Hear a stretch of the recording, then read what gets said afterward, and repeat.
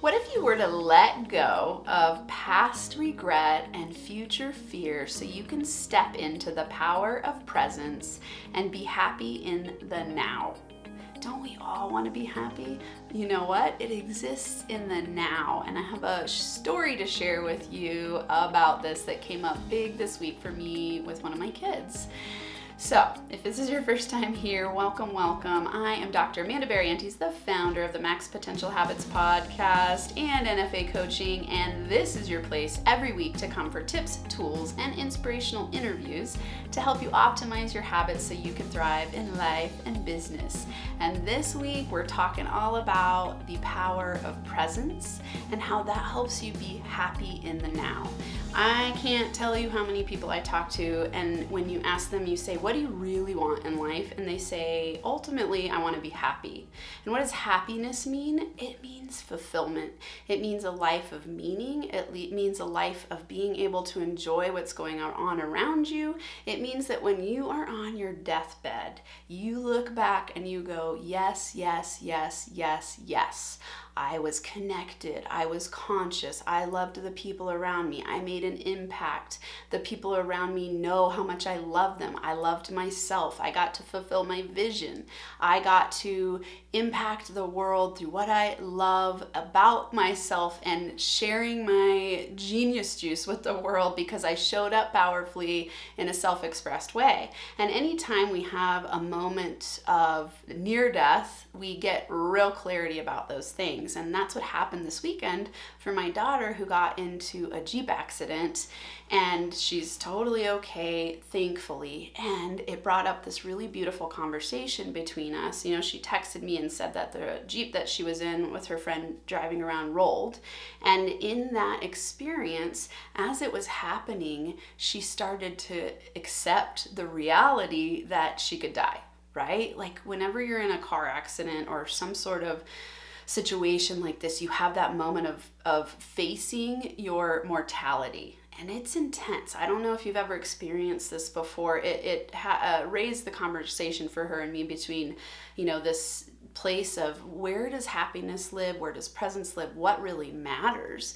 And, I was in a car accident when I was 14 years old. I wasn't driving it, but the person that was driving, we were going about 75 miles an hour, and the passenger pulled the steering wheel and the driver overcorrected, and we ended up rolling the car 3.5 times. It resulted in ambulance, flight for life, overnight stays in the hospital, broken ribs. I got a concussion and broken ribs and was knocked unconscious for several minutes. And it was really intense and really scary. And I remember that feeling of, oh wow, I can die. I could die. Like my body is not going to live forever, and what really matters. And she had this similar experience. She said it was very surreal. As the car was flipping, she was really connected to the reality of what matters and who she loves and how she feels about herself and the world.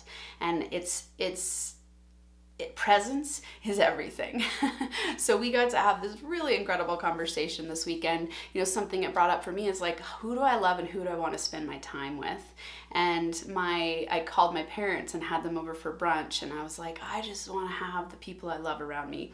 Invited other people too. Not everyone could come. Of course, I want my other babies there. One of my babies is on another adventure, and my son and was doing homework. So, it was this thing of like, I want those people in my life that I love. I want my friends and my family around me to appreciate that my daughter is alive, to appreciate that I'm alive, to appreciate that I'm surrounded by love at all points in time if I choose to see it. And here's the thing that sucks about when we get stuck in future-based fears or past regret, beating ourselves up or beating the other people up around us who we think deserve to be beat up because they haven't treated us the way we want. So in either of those cases, or situations you didn't want to have, right? So in either of those cases, you're out of the present moment.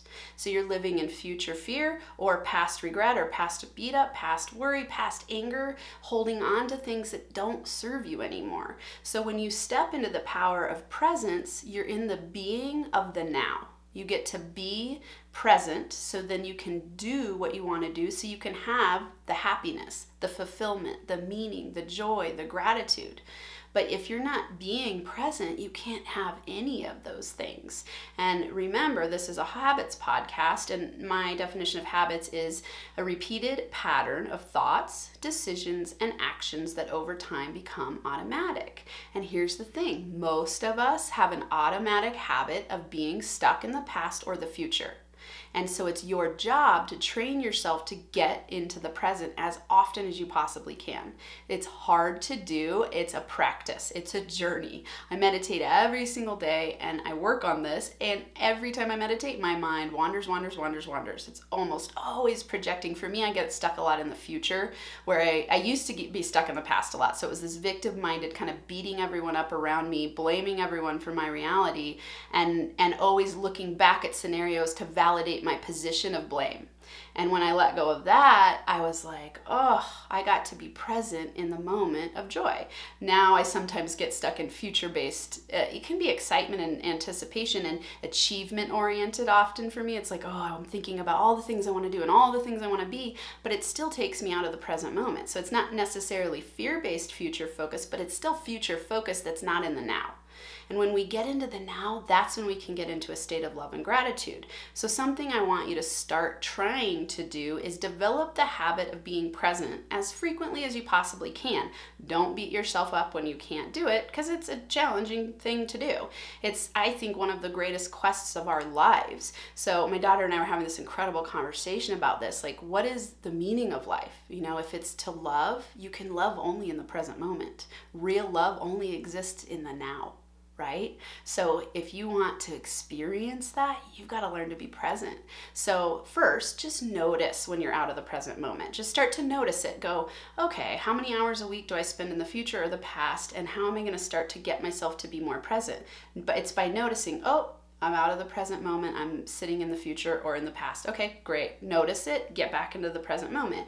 One way you can do this is just by focusing on something in your body, even in that present moment. Go, oh, how am I feeling in my legs? How does it feel to breathe into my body?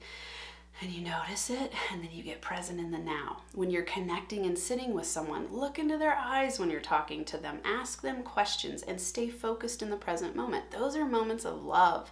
Those are moments of connection. Those are the moments that bring you joy and meaning and fulfillment. So 3 questions you can ask yourself when you start to notice and to help you get into the present. Number 1, am I living in future-based fear or power-filled presence? And of course I ask myself this question because I often get stuck in the future. And now it's not even fear necessarily, it's more like, am I living in future anticipation? Because some of my quest for achievement has been based out of fear. It's like, oh, I've got to achieve to be liked. I've got to achieve to make more money so that I can be successful. But that still takes me out of this present moment of like, everything's fine. I've got plenty of money in the bank right now. I'm doing exactly what I love to do. I'm impacting people. If I get present in that moment, all of the achievement follows. So in that be, do, have model, it follows. So keep getting yourself directed back to the present. Am I living in future-based fear? Or if you're a past beater up, you could say, am I living in victim-minded blame or power-filled presence? Number 2, what can I do today to be present and joyful? What can I do today to be present and joyful? Is it taking a walk in the woods? Is it having a tea with one of your kids, a cup of tea, and talking to them about their lives? Is it having an important conversation with a partner? Is it connecting with a friend? Is it going on a date? There's so many different ways that we can spread love and be present and joyful in the moment. Is it just connecting with yourself? Is it taking 5 minutes for meditation? Is it reading a book you love and digesting it and ingesting it and being grateful in the moment? I mean, there's so many different ways, but ask yourself, what can I do today to be present and joyful? Number 3, how can I expand in love and abundance today? I want you to think about how you can expand in love and abundance today and start to step into that and take some action on it. So these are kind of abstract, esoteric questions where it's like they're not as directed and practical, but it's because I want you to start asking your mind how to train itself in that direction of being present. So easiest is go, okay, am I living in the future or in past blame or power-filled presence? And if you're not present in the moment, say, okay, how can I get present right now? Take 3 deep breaths, in your body, be grateful for yourself, and just start there. Just start to develop this habit of being present so you can have a meaning-filled life.